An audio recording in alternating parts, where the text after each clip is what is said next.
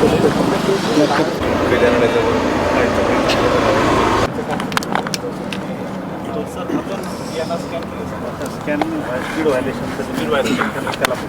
Gondia police दलाला नुकतेच एक मोबाईल इंटरसेप्टर व्हेकल मिळालं आहे.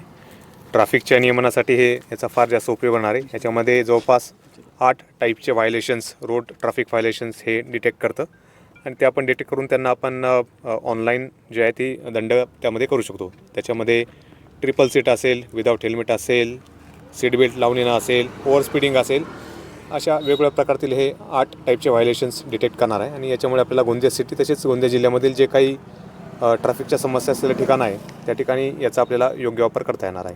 सर, सध्याच्या घडीला किती वाहनं उपलब्ध झाले, भविष्यात अजून किती होतील? सध्या आपल्याला गोंदिया जिल्हा पोलीस दलामध्ये याचे आपल्याकडे एक वाहन आहे आणि आपले जे महामार्ग पोलीस आहे त्यांच्याकडे सुद्धा याचे एक वाहन आहे. तर असे दोघं युनिट म्हणून आपले 2 वाहनं जिल्ह्यामध्ये आहे. तर आपण याचा आता ग्रामीण आणि शहर दोन्ही ठिकाणी याचा वापर करणार आहोत.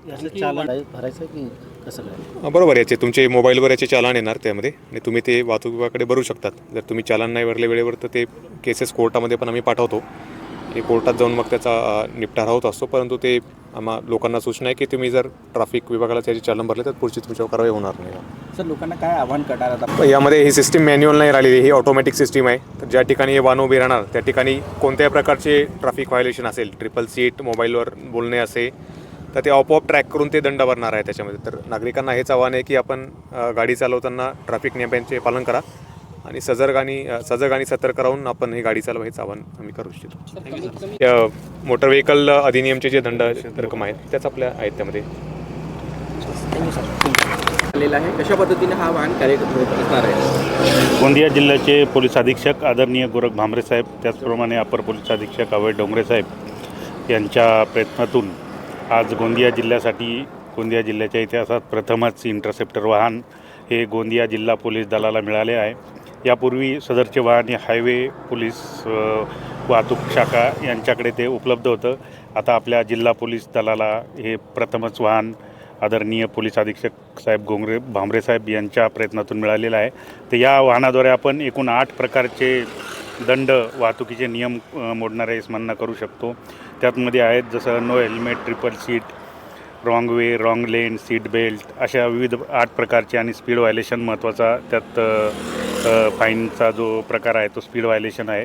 तर आपण त्याद्वारे नियंत्रित वाहतूक नियम मोडणाऱ्यांवर कारवाई करून अपघातांचे प्रमाण रोखण्याचा प्रयत्न आपण या इंटरसेप्टर व्हेकलद्वारे करणार आहे.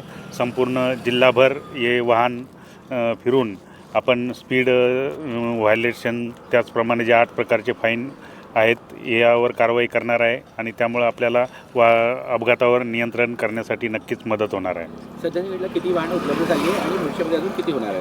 सध्या आपल्या गोंदिया जिल्ह्यासाठी एकूण 2 वाहनं उपलब्ध झालेली आहेत. एक हायवे ट्रॅफिक पोलिसांसाठी आणि दुसरं प्रथमच गोंदिया जिल्हा पोलीससाठी हे वाहन मिळालेलं आहे.